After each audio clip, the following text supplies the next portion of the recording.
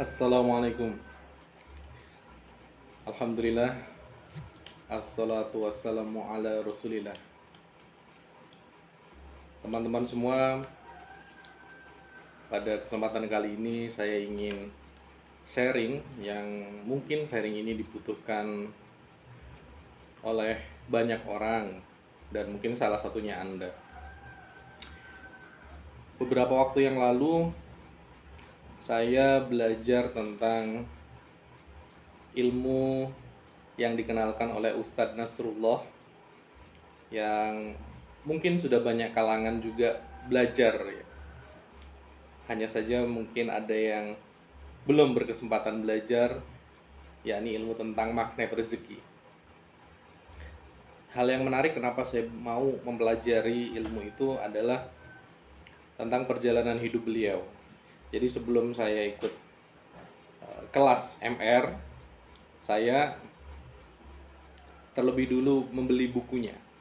Saya baca random, kemudian saya mendapatkan hal-hal yang menarik untuk dipelajari, dan akhirnya saya putuskan untuk mempelajarinya lebih dalam. Hasil belajar dari kelas itu setidaknya ada 10 hal utama yang dikenalkan di dalam ilmu magnet rezeki. Dan pada kesempatan kali ini, insya Allah saya akan sharingkan apa saja 10 hal utama itu di dalam ilmu magnet rezeki. Selamat kepada Anda yang mungkin belum berkesempatan untuk belajar, baik mungkin karena waktunya ataupun karena biayanya. Karena dalam video ini Anda cukup memiliki kuota dan menyimak, lalu insya Allah Anda mendapatkan apa yang Anda cari. Jadi video ini adalah intisari dari 10 hal itu. Jadi nanti silakan dibagikan kalau ada yang dirasa membutuhkan, karena kita bersyukur tanpa bayar kelas khususnya kita mendapatkan bocoran intisari dari ilmu magnet rezeki. Ada 10 hal utama yang dikenalkan di magnet rezeki itu, dan yang pertama itu adalah tentang apa yang menghalangi rezeki sampai kepada kita, atau dikenal dengan perisai rezeki. Nah, perisai rezeki itu kalau kita cari tahu dan kita telah dalilnya, kita akan bertemu yang menghalangi rezeki sampai kepada kita itu justru karena kesalahan kita. Bisa jadi orang susah itu biasanya orang susah itu kalau bukan karena dia sedang diuji dalam hal naik level keimanan, kedekatan dengan Allah Subhanahu wa taala, bisa jadi itu adalah teguran. Nah, dalam perisai rezeki, yang dimaksud perisai rezeki adalah bahwa rezeki kita terhambat itu bisa jadi karena dosa-dosa kita, karena kesalahan kita, sehingga satu-satunya jalan adalah meminta ampun kepada Allah Subhanahu wa taala. Ketika saya cari dalilnya, ternyata dalilnya ada, yaitu a'udzubillahi minasyaitonirrajim, faqultu astaghfiru rabbakum innahu kana ghaffara yursilis sama alaikum midrara. Jadi Allah Subhanahu wa taala memerintahkan kita untuk memohon ampun. Kalau kita sudah mendapatkan ampunannya, wa yumdidkum bi amwali wa banin, maka Allah akan memperbanyak karunia-Nya. Bahkan Allah berkehendak untuk menambah harta yang kita miliki kalau kita lihat dalilnya. Jadi yang pertama adalah memperbanyak istighfar. Bahkan ada ungkapan kalau istighfar kita kurang tajam untuk satu dosa itu satu salat taubat. Bukan berarti di sini saya sudah bisa benar-benar mengamalkannya, tapi lebih tepatnya ya kita belajar bareng-bareng gitu. Jadi yang pertama adalah tentang perisai rezeki. Kalau mau menyingkirkan perisai rezeki itu adalah dengan cara banyak-banyak beristighfar, sholat taubat kepada Allah Subhanahu wa taala. Bahkan satu dosa, satu sholat taubat. Ya. Itu yang pertama. Kemudian yang kedua adalah turunkan garis kebenaran. Maksudnya turunkan garis kebenaran itu apa? Maksudnya turunkan garis kebenaran adalah kita belajar untuk menurunkan ego kita ketika ada perselisihan dengan pihak lain, baik itu dengan pasangan, baik itu dengan orang lain, atau dengan anak dan keluarga. Jadi iblis itu terusir dari surga, lebih tepatnya iblis itu menggoda Nabi Adam, sehingga Allah tuh keluarkan beliau dari surga.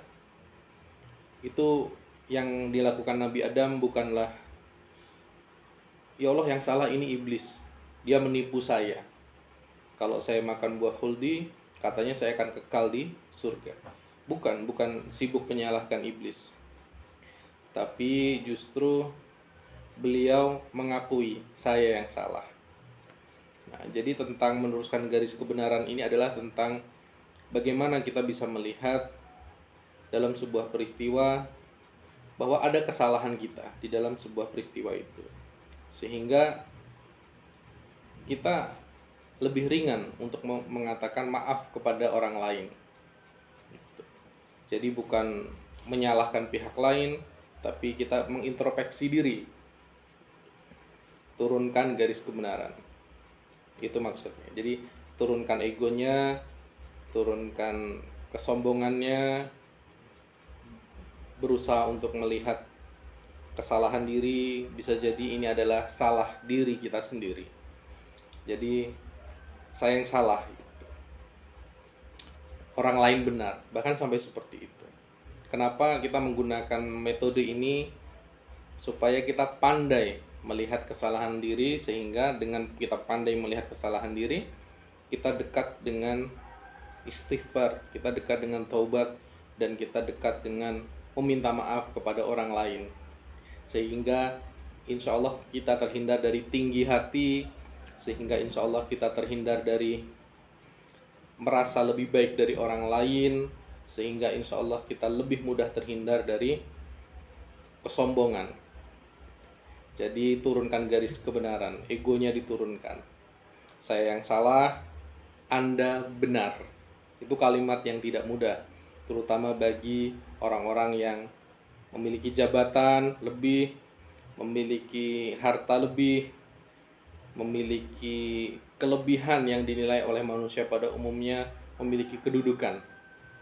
Nah, tetapi ternyata metode menurunkan garis kebenaran ini adalah cara kita untuk menarik rezeki, sehingga insya Allah kita menjadi manusia yang rendah hati ketika ada hal-hal yang tidak enak, ketika ada perselisihan gitu. Jadi menurunkan garis kebenaran yang kedua.